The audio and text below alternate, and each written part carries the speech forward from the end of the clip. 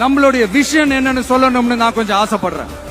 எல்லாருக்கும் நிரந்தரமான வீடு இருக்கணும். ஒவ்வொரு வீட்டுக்கும் ஒரு மோட்டார் சைக்கிள் வாகனம் உறுதியா இருக்கணும். காரும் தான் லட்சியம். அதுக்கான வசதி வாய்ப்பை உருவாக்குற அளவுக்கு பொருளாதார வளர்ச்சிக்கு வழியை உண்டாக்கணும். ஒவ்வொரு வீட்டில் இருக்கிற ஒவ்வொருத்தரும் மினிமம் டிகிரி படிச்சிருக்கணும்.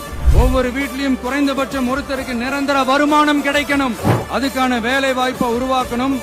அதுக்கு தகுந்த மாதிரி கல்வியில பாடத்திட்டத்துல சீர்திருத்தம் செய்யணும். கவர்மெண்ட் ஹாஸ்பிட்டல்ஸுக்கு மக்கள் எல்லாரும் பயம் இல்லாம நம்பி போற மாதிரி மாத்தணும். பருவமழை காலத்துல ஏற்படுற வெள்ளத்தால ஊரும் சரி மக்களும் சரி விவசாயமும் சரி பாதிக்கப்படாம இருக்கணும். மீனவர்களோட, தொழிலாளர்களோட, நெசவாளர்களோட, அரசு ஊழியர்கள் மற்றும் ஆசிரியர்களோட கருத்து கேட்டு அவங்களுக்கான பாதுகாப்பு மற்றும் வளர்ச்சி திட்டங்களை உருவாக்கணும். உருவாக்குறது மட்டும் இல்ல, அதை செயல்படுத்தணும். முக்கியமா இண்டஸ்ட்ரியல் டெவலப்மெண்ட்ஸ்ல கான்சென்ட்ரேட் பண்ணணும்.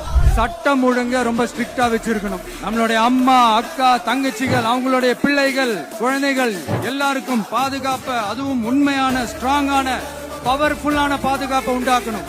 அண்ணா யூனிவர்சிட்டியில நடந்த அந்த பெண்ணுக்கு நடந்த அந்த பிரச்சனை மாதிரியோ, இல்ல கோவையில நடந்த அந்த கல்லூரி பெண்ணுக்கு நடந்த பிரச்சனை மாதிரியோ அதெல்லாம் நடக்க விடவே கூடாது.